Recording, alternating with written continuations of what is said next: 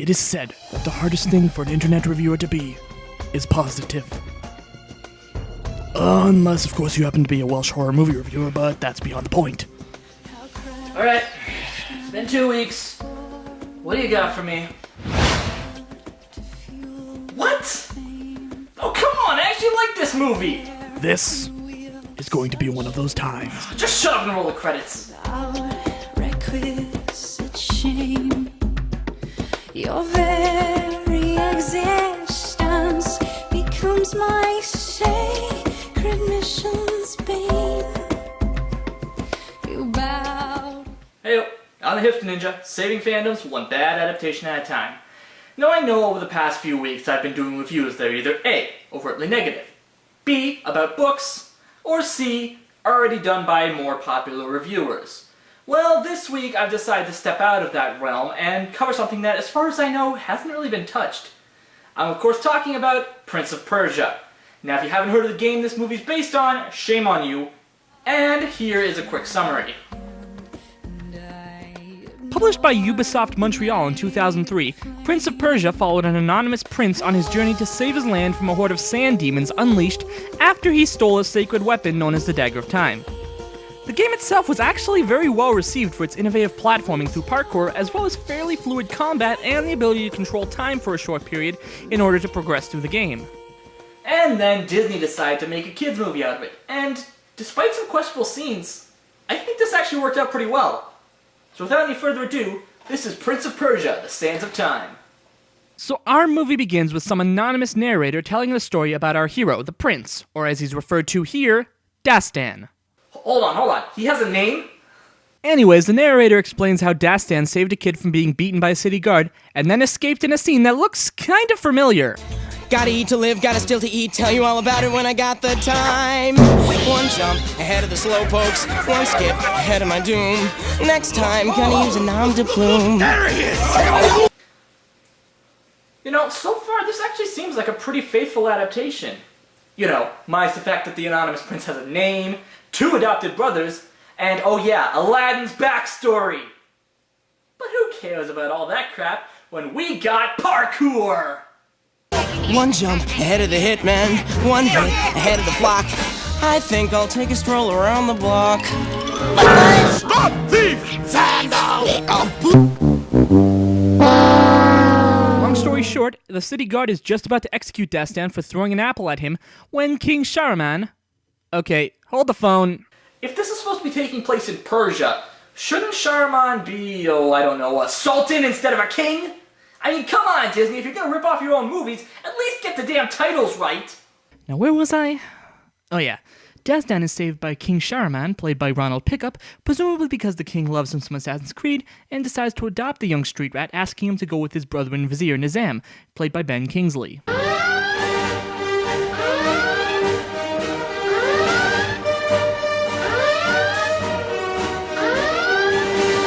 We then cut to 15 years later as the Persian army marches across the desert before stopping in front of... that, as we're introduced to Dastan's adopted brothers, Tuss, played by Richard Coyle, and Garsiv, played by Toby Cabell, who begin talking to their uncle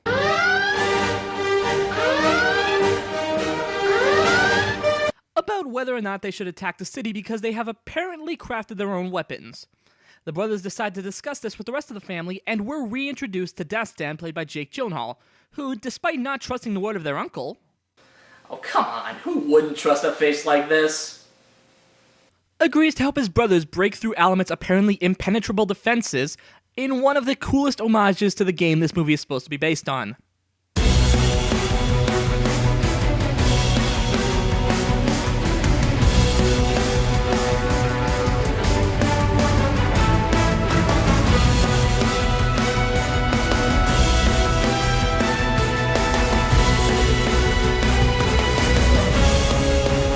Long story short, Dastan is able to break through Alamet's not-so-legendary defense as we cut to Princess Tamina, played by Gemma Arterton. Tamina orders her personal guards to smuggle something out of the city before it falls into the wrong hands before surrendering to the Persian army. Unfortunately, her guard is caught and subdued by Dastan, and he takes the dagger the guard was smuggling as a spoil of war, despite Tuss suspiciously asking to have it instead, which Nizam stops, saying it's Dastan's prize.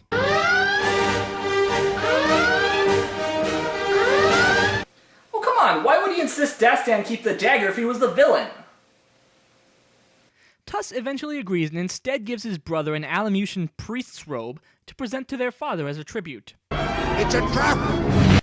Unfortunately, the robe turns out to be poisoned and somehow burns the king to death, putting the blame firmly on Dastan, who stays to plead his case. Run away! Run away! And by that I mean flees with the help of Tamina. Way to plead your case there, buddy. So that night, Dastan and Tamina begin talking and bonding when they figure that Tuss had poisoned the robe so he could take the throne for himself, and Tamina begins to flirt with him. I guess she finds being framed for murder sexy. But this turns out to be a ruse to get her dagger back, and a fight ensues when Dastan accidentally pushes a button on the hilt, causing time to rewind. This causes Dastan to go back to the moment before Tamina grabs his sword, and he's able to stop her before she does it again, having used up all the sand in the dagger. It's at this point that Dastan discovers that the dagger itself was the reason for Alamat's invasion, because its powers could make its wielder the most powerful warrior on the planet. The next day, Dastan decides to ride for his father's funeral to talk to Nizam, as he is the only person he can trust. Because, I mean, you know, he looks so trustworthy, right? Later, Dastan tries to refill the dagger, but finds out from Tamina that without a special kind of sand, it's pretty much useless. This leads to a rather questionable scene for a Disney movie.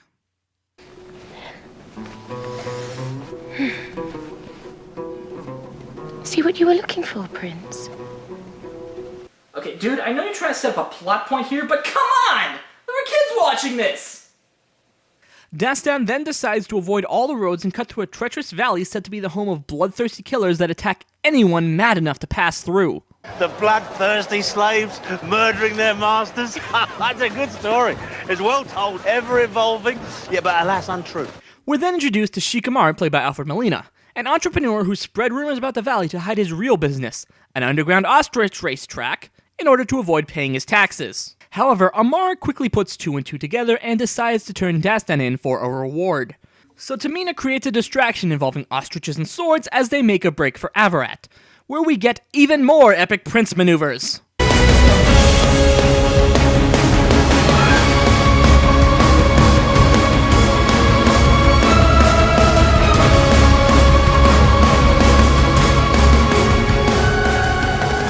Dastan then sneaks into his father's funeral cart, writes a note to Nizam with a prayer card and ceremonial incense, and then stuffs it into his uncle's pocket before sneaking off completely undetected. You know, for a guy who seemingly loved your adopted father, you seem to be doing a lot to desecrate the funeral. Just saying. So Nizam meets Dastan in the market, where he notices his uncle's hands are burnt, and makes a shocking discovery. It wasn't Tuss that killed my father. It was Nizam. Your uncle? Wait, you mean the sketchy-looking guy played by Ben Kingsley was the villain the whole time? I had no idea! Wait, Dasta! Don't let it get to your head. So to further solidify the painfully obvious, Nizam starts spurting out some generic villain bullshit to Tuss about Dastan wanting the throne and how he should be executed in secret, which Tuss quickly dismisses, seeing as he's not the asshole we've been looking for, and quickly sends Garciv and a few soldiers to arrest his brother. Naturally, Nizam decides to go for generic bad guy cliché number 291 and hire a group of special mercenaries called Assassins to kill Dastan before the army finds him. Later, Tamina tells Dastan that she tried hiding the dagger because of an ancient time-controlling deus ex machina called the Sands of Time that is hidden under Alamat. Apparently, the sands can turn back time to any moment in history if the dagger would have pierced the container that held them. This leads to Dastan making another shocking discovery. When my father was a boy, Nizam saved his life hunting. One day the two princes were stalking a beautiful buck, but they were unaware of a lioness stalking them. Nizam saved Sheriman. My father told us the story over and over again. I don't understand. Nizam wishes to go back in time and undo what he did. So they decide to team up with Shikamaru and his mercenaries, including his personal knife thrower, Seiso, played by Steve Toussaint, and head to a village where Tamina can hide the dagger forever at the cost of her own life. Naturally, Dastan has a few issues with this, but before he can stop her, Garsuv and his army arrives to arrest him, but learns the truth and is quickly killed off by his Sanson, known as the Porcupine. At least that's what they call him on IMDb. So after helping take down a bunch of assassins in a pretty brutal fashion for a kid's movie, Dastan follows Tamina into a cave where she's just about to sacrifice herself. However, Dastan says that he doesn't want her to because he has suddenly developed feelings for her. Dude, come on, it's not that hard a choice to make. Fate of the world, fate of your sex life. Or as Spock would say, the needs of the many outweigh the needs of your junk. Luckily, and most likely because there's still about 45 minutes left in the movie, a Sanson distracts Dastan while another sends in a snake to steal the dagger, which he later carves open the snake to retrieve. You know, for kids! I won't get sued for that, right? So our heroes decide to follow the team back to Alamut to not only stop Nizam, but so Dastan can plead his case to Tuss. But first, they need to get the dagger back, so they send Seiso up to take care of the Porcupine Assassin in a damn good action sequence.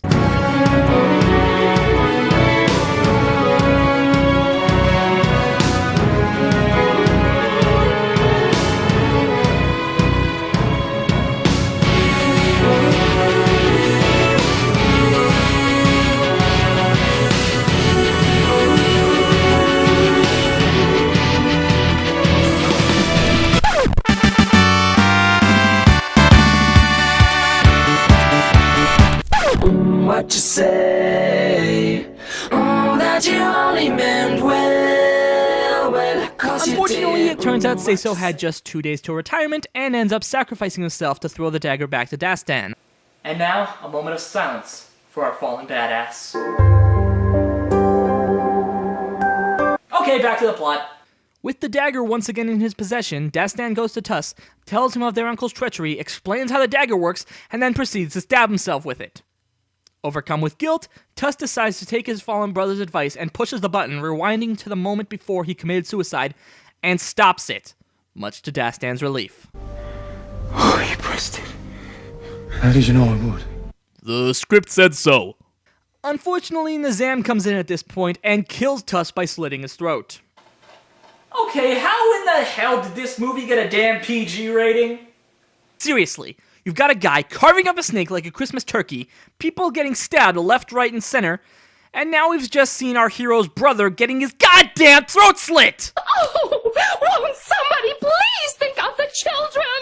Nizam once again steals the dagger and takes it down to the shrine said to hold the fabled Sands of Time, with Dastan and Tamina following in a secret passageway. This of course leads to some more epic prince maneuvers, Dastan and Tamina killing off the last assassin, and of course with Nizam closing in on the hourglass, our heroes deciding that now is the perfect time to start making out. Guys? Fate of the world at stake here. Kind of important. Think you might wanna... Though I don't know. Move your ass! So shockingly, Nizam makes it there first, but Dastan and Tamina try yet fail to stop him. Long story short, Tamina sacrifices herself, Nizam releases the sands, Dastan pushes the button, and time rewinds back to the moment he found the dagger. Okay, you might think that was a bit of a cop-out, but truth be told, that's actually how it happened in the game as well.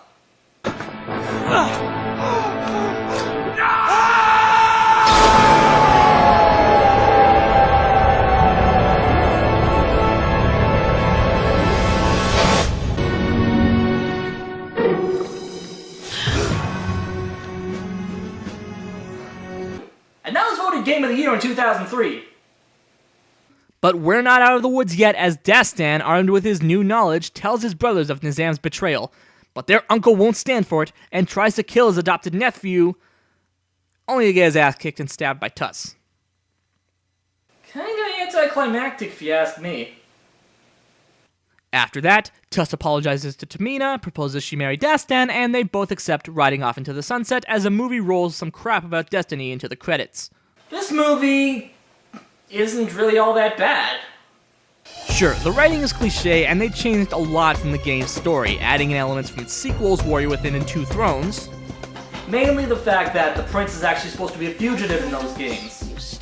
And they even went so far as to give the anonymous prince a name, but the action scenes are pretty damn impressive, the stunt work is awesome, and the actors put up some pretty damn decent performances across the board. To his credit, even Jake Gyllenhaal looked like he put in a lot of work making Dastan seem like a likable character. With that being said, I can see why some people would have their issues with it. As I said, the writing was so cliche to the point where you could point out the entire movie's plot within the first 5 minutes. And while making Tuss a red herring was kind of clever, it doesn't do much good when small children find it painfully obvious who the actual villain is. Unfortunately, there's not much to recommend in terms of a soundtrack, as most of the music here is purely incidental. However, there was one single released, I Remain by Alanis Morissette. And, well, it's kind of generic and lame. I guess most people could use those words to describe the movie itself, but to be honest, like I said, I don't mind this movie. Call it a guilty pleasure. I'm the Hipster Ninja, saving fandoms one bad adaptation at a time. Trusted to news, not a